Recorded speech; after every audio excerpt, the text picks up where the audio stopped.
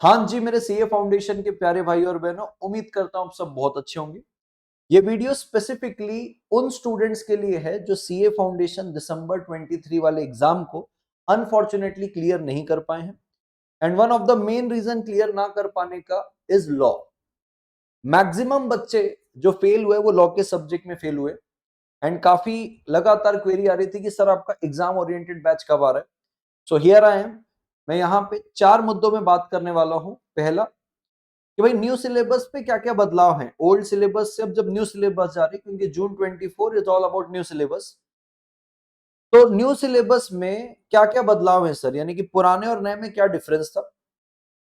Second, everything about exam oriented batch, कि sir ये batch का ड्यूरेशन क्या रहेगा, स्टार्ट कब हो रहा है, टाइमिंग क्या रहेगा, मोड्स क्या रहेगा, मटेरियल क्या क्या मिलेंगे, कंटेंट क्या क्या डिलीवर आप करने वाले हो। तीसरा, इस बैच के फीचर्स क्या होने वाले हैं। चौथा, किसको इस बैच पे एनरोल करना चाहिए, क्योंकि लगातार मेरे पास सवाल आ रहे थे कि सर क्या मैं रेगुलर बैच के लिए जाऊं, कि सर क्या मैं एग्जाम ओरिएंटेड के लिए जाऊं। तो ये संपूर्ण क्लैरिटी आपको इस वीडियो में मिलेगी कि भाई किसको इस बैच में एनरोल करना चाहिए और किसको रेगुलर बैच में एनरोल करना चाहिए, यानी कि एग्जाम ओरिएंटेड बैच में एनरोल नहीं करना चाहिए, आपको रेगुलर बैच में एनरोल करना चाहिए। ये चौथा मुद्दा रहेगा हमारा।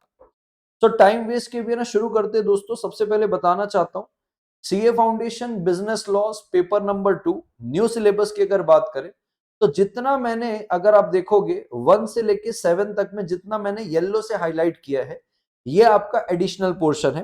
पहला, इंडियन रेगुलेटरी फ्रेमवर्क। दूसरा, कॉन्ट्रैक्ट टैग का ही मैंने 2A कर दिया, स्पेशल टाइप्स ऑफ कॉन्ट्रैक्ट, यानी कि इंडेमनिटी गारंटी, बेलमेंट प्लेज और एजेंसी। ये 3 प्रकार के स्पेशल टाइप्स ऑफ कॉन्ट्रैक्ट पहले नहीं हुआ करते थे।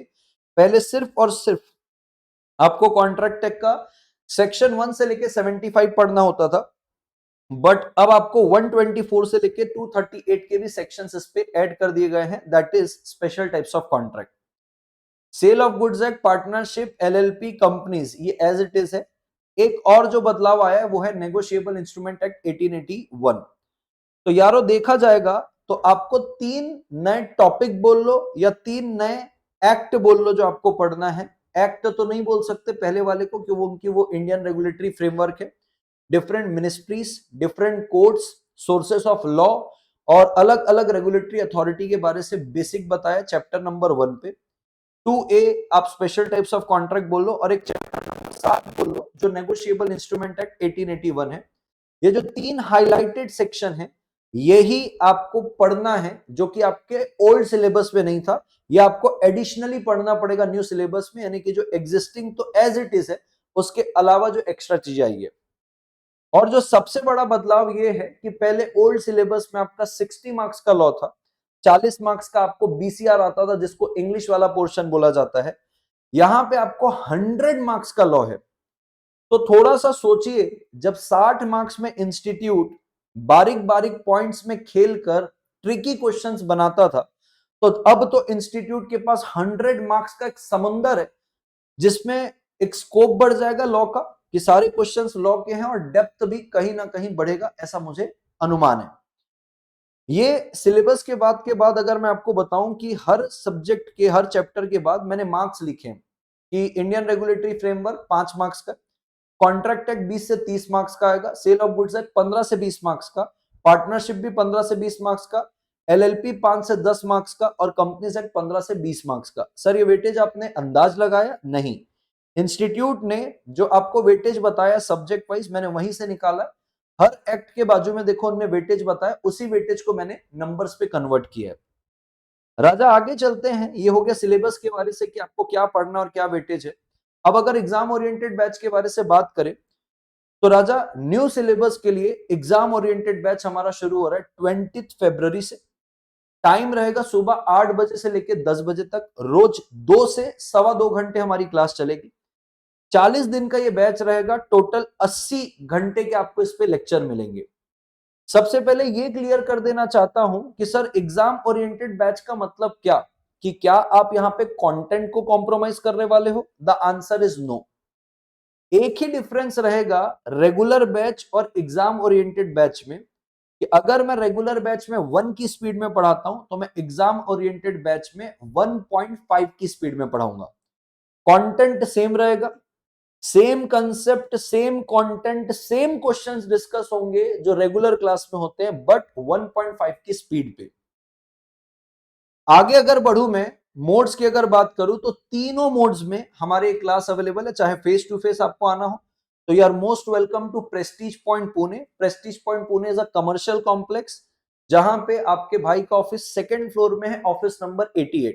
ये ऑफिस है। हमारा जो क्लासरूम है वो क्लासरूम नंबर 7 है जहां पे क्लास होगा, इसी प्रेमाइसेस में, ऑफिस के जस्ट बाजू में। लाइव एट होम भी अवेलेबल है। अगर आप फेस टू फेस नहीं कर पाते हो तो आप लाइव एट होम कर सकते हो। लाइव एट होम अगर आप ऑप्ट करते हो और किसी कारणवश आपकी लाइव क्लासेस मिस हो जाती है, आपको 100% बैकअप मिलेगा 1.5 व्यूज के साथ। 1.5 व्यू का मतलब अगर कोई लेक्चर 60 मिनट का है तो आप इसको 60 मिनट तो पूरा देख ही पाओगे, एडिशनली 0.5 यानी कि 30 मिनट्स आप एक्स्ट्रा देख पाओगे, यानी कि एक बार पूरा और एक बार आधा। ठीक है सर।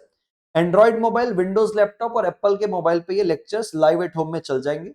अगर आप ना फेस टू फेस कर पाओगे ना आप लाइव कर पाओगे, आपके कुछ ऑब्लिगेशंस होंगे, कुछ एक्सक्यूज होंगे, तो आप ये रिकॉर्डेड मोड में ले सकते हो। रिकॉर्डेड मोड में भी आपको 1.5 व्यूज के व्यूज मिलेंगे। एंड्रॉइड मोबाइल, विंडोज लैपटॉप और एप्पल के मोबाइल पे ये लेक्चर चलेंगे।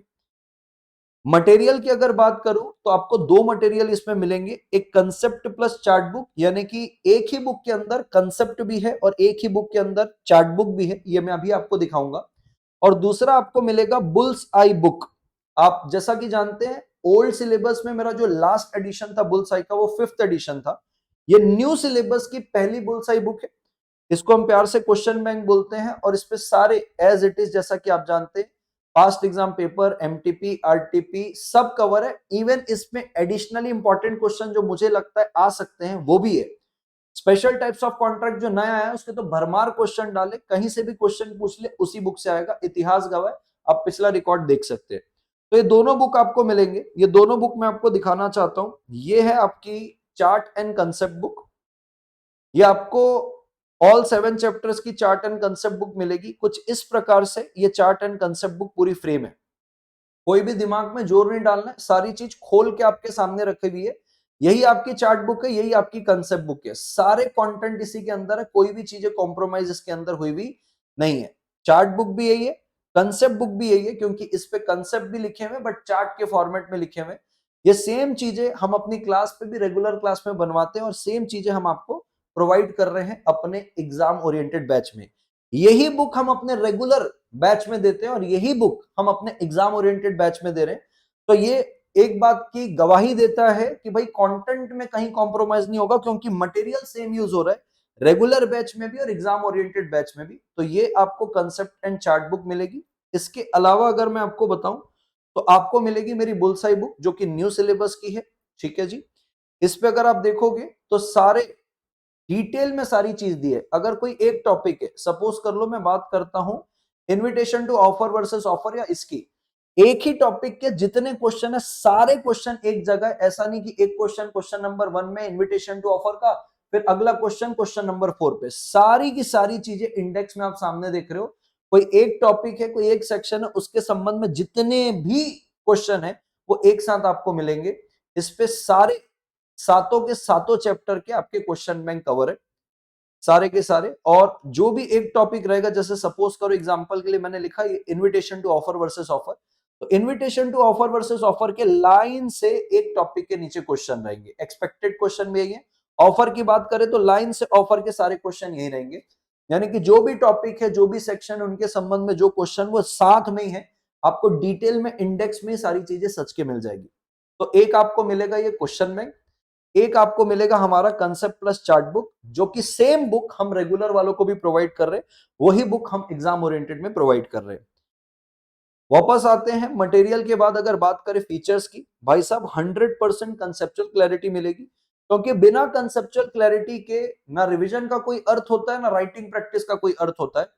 लॉ में 3 ही कारण होते हैं पास होने के और 3 ही कारण होते हैं फेल होने के। 100% कंसेप्चुअल क्लैरिटी, रिवीजन और सही तरीका राइटिंग प्रैक्टिस का। 3 अच्छा है, आपको कोई भी नहीं रोक सकता पास करने से। अगर ये 3 नहीं है तो भाई साहब आपकी फेल होने की प्रोबेबिलिटी ज्यादा है। तीनों में से किसी एक ग्राउंड में ही इंसान क्या होता है, अटकता है। ठीक है sir. 100% conceptual clarity, cumulative revision होगा, राइटिंग प्रैक्टिस इसमें होगी। यही 3 कारण जो आपको पास करवाते हैं।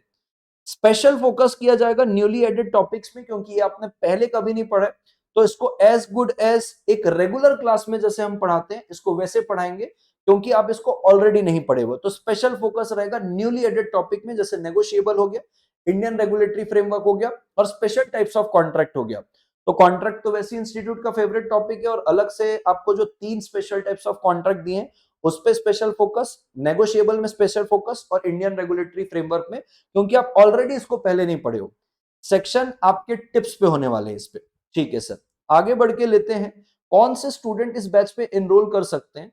भाई साहब देखो, अगर कंसेप्ट क्लियर है बेसिक से लेके कोर तक, आई मीन इट, बेसिक से लेके कोर तक के अगर कंसेप्ट क्लियर है, आप इस बैच पे एनरोल कर सकते हो। लिंक्स डिस्क्रिप्शन में दी हुई है। लेकिन अगर आपके कंसेप्ट क्लियर नहीं है बेसिक से लेके कोर तक, भाई साहब आप रेगुलर बैच के लिए जाइए, लिंक से दी हुई है डिस्क्रिप्शन में।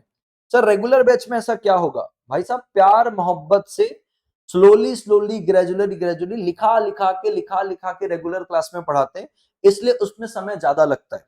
लगभग लगभग 150 घंटे के आसपास की क्लास रहती है रेगुलर बैच। तो आप समझ लो कि प्यार मोहब्बत से एक एक चीज को समझा समझा के किया जाता है। वही सारे कंसेप्ट आप एग्जाम ओरिएंटेड में भी करोगे, बट यहाँ पे 1.5 की स्पीड है।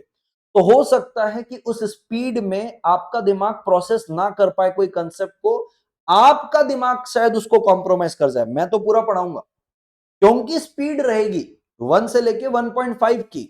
तो उस स्पीड के चलते शायद आपका बेसिक वाला कंसेप्ट रह ना जाए, क्योंकि वो रेगुलर बैच नहीं है, एग्जाम ओरिएंटेड है। तो एक बार अगर आपका कंसेप्ट बेसिक से लेके कोर तक क्लियर है, go for exam oriented batch, links are given in the description। But अगर आपका कंसेप्ट बेसिक से लेके कोर तक क्लियर नहीं है, go for regular batch. Sir एक आध एग्जांपल देंगे क्या सर बेसिक से लेके कोर तक की क्लैरिटी का? आओ आपको एक कंसेप्ट बता देता हूं मजाक मजाक में।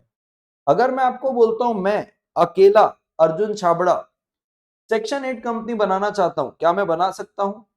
मैक्सिमम स्टूडेंट का आंसर रहेगा कि नहीं सर, आप अकेले एक सेक्शन 8 कंपनी नहीं बना सकते। बट इसका आंसर है कि मैं बना सकता हूं। क्यों? क्योंकि सेक्शन 8 के सब सेक्शन नंबर 1 पे लिखा है कि एक पर्सन हो चाहे एसोसिएशन ऑफ पर्सन हो, वो सीजी को अप्लाई करके लाइसेंस लेके आरओसी के पास जाके एक सेक्शन 8 कंपनी बना सकता है। यानी कि एक सिंगल पर्सन, मैं बीइंग एन इंडिविजुअल, मैं सेक्शन 8 कंपनी बना सकता हूं। इसको बोलते हैं बारीक कंसेप्ट, इसको बोलते हैं basic concept. Core core concept तो सबको पता है, मोटे मोटे कंसेप्ट सबको पता है। 1% कंपनी है, नेचुरल पर्सन होगा, इंडियन सिटीजन होगा, तो ही 1% कंपनी बना सकता है। ये मोटे कंसेप्ट है। इंस्टीट्यूट इस मोटे कंसेप्ट में ज्यादा ट्रिक खेलता भी नहीं, वो ट्रिक खेलता है बारीक कंसेप्ट में। तो कोर से लेके बेसिक तक के कंसेप्ट क्लियर हैं एक बार का, go for exam oriented batch. Content same रहने वाला है, बस 1 से जगह में 1.5 की स्पीड रहेगी। एल्स अगर कंसेप्ट में थोड़ा सा डाउट है, आपको पता है कि आपकी जहां से भी आप क्लास लियोगे बेसिक न्यू क्लियर नहीं है, go for the regular batch. इसके अलावा लास्टली मैं आपको बताना चाहता हूं कि भाई आप मेरे से क्यों क्लास लोगे, व्हाई आई एम, क्यों आपसे एग्जाम ओरिएंटेड बैच ले। तो दोस्तों जैसे आप सब जानते हो, नाम अर्जुन छाबड़ा है, पेशे से सीएस हूं, एलएलबी हूं, एलएलएम हूं, शिद्दत से सीएस, शिद्दत से एलएलबी, शिद्दत से एलएलएम किया हुआ है मैंने।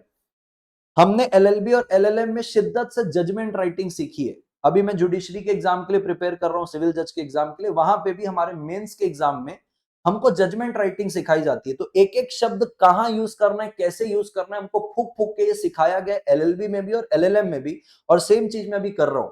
पिछले 10 साल से लॉ ही पढ़ रहा हूं, लॉ ही पढ़ा रहा हूं, लॉ का ही खा रहा हूं। तो मुझे लगता है ये 10 साल के एक्सपीरियंस को जब इस्तेमाल करके आपको पढ़ाऊंगा, तो मुझे ऐसा लगता है मैं सबसे बेहतर आपको जस्टिफाई करवा पाऊंगा हर कंसेप्ट को, रिवीजन को, और सबसे इंपॉर्टेंटली ये होने के बाद कि लिखना कैसे। तो मेरा पूरा प्रोफाइल ही लॉ का है, इसलिए मुझे लगता है कि इस सब्जेक्ट को मैं बहुत बेहतर जस्टिफाई कर सकता हूं। मैं उम्मीद करता हूं आपकी सारे जो शंका थे इस बैच के संबंध में वो क्लियर हो गए होंगे। इंफॉर्मेटिव लगा हो तो लाइक करना।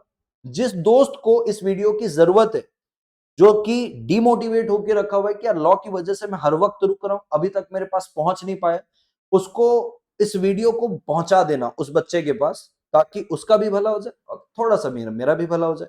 चैनल में नहीं हो तो सब्सक्राइब करना, लाइक करते हुए जाना। This at CS Arjun Chhabra signing off until we meet again. on 20th February in exam oriented batch. Bye bye.